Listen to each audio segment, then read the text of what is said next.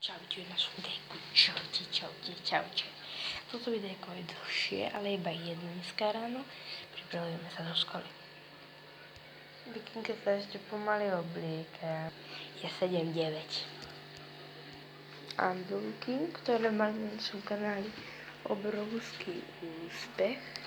A preto si neplánujem ešte jedno videjko počas víkendu. A to bude, hádam, super, aj 30 pozretí mu prajem.